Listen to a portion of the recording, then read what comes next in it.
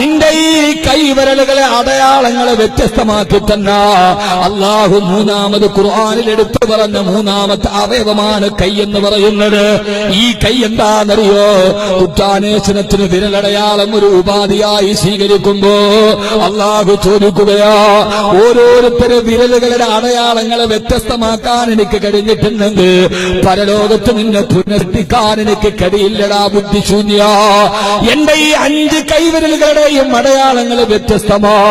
എന്റെ വിരലിന്റെ അടയാളമല്ല കോയ സാഹിബിന്റേത്, അദ്ദേഹത്തിന്റെ വെള്ളടയാളമല്ല ബഹുമാനപ്പെട്ട അസീസ് സാഹിബിന്റേത്, അദ്ദേഹത്തിന്റെ വെള്ളടയാളമല്ല ഹനീഫ ഉസ്താദിന്റേത്.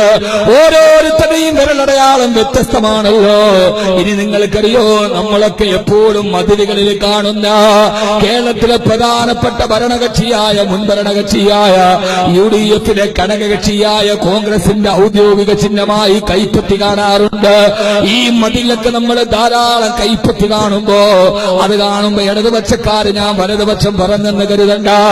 എന്നെ സംബന്ധിച്ചോളം മതവലാ വിമത രണ്ടുമില്ല. എന്നോട് സമദൂരവും സമസാമീപ്യവും ഒക്കെ നിർദ്ദേശിക്കുന്നതിനോടൊപ്പം തന്നെ ഒരു ഉദാഹരണത്തിന് വേണ്ടി ഞാൻ പറയാ, ഇടതുപക്ഷത്തോട് എനിക്ക് പ്രത്യേകിച്ച് വേറൊരു ആലോചനയും ഒന്നുമില്ല. കാരണം എന്തുകൊണ്ടാ? പലപ്പോഴും ഞാൻ പറഞ്ഞിട്ടുണ്ട്, ഞാനൊരു അഡ്ജസ്റ്റ്മെന്റിന്റെ ആളല്ല. കാരണം എന്തുകൊണ്ടെന്നത് എനിക്കെന്നെ നിലപാടുകൾ വ്യക്തമായി പറയാറുണ്ട്.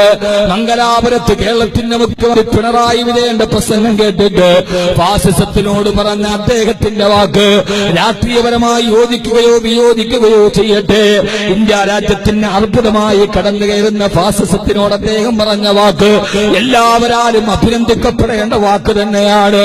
അതൊക്കെ പറഞ്ഞുകൊണ്ട് തന്നെ ഞാൻ ഓർമ്മിപ്പിക്കട്ടെ, നമ്മൾ കോൺഗ്രസിന്റെ ചിഹ്നമായി കാണുന്ന കൈപ്പത്തി, ആ 5 വിരലുള്ള കൈപ്പത്തി, ആ കൈപ്പത്തി നിങ്ങൾ ചുമലിൽ കാണുമ്പോ നിങ്ങൾ ചിന്തിക്കേണ്ടത് എന്താണെന്നറിയോ?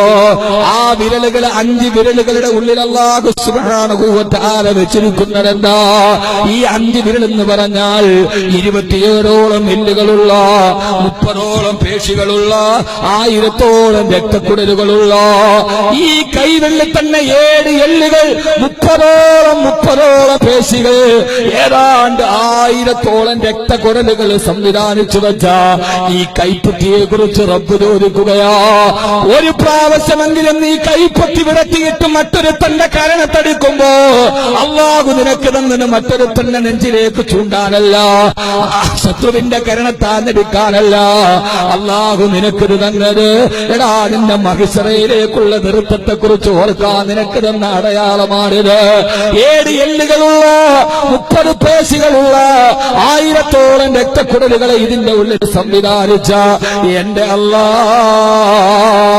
ഇനി ഞാൻ കൂടുതൽ പറയുന്നില്ല.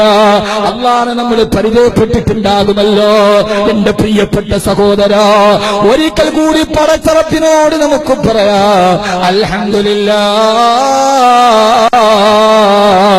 അൽഹംദുലില്ലാഹ്,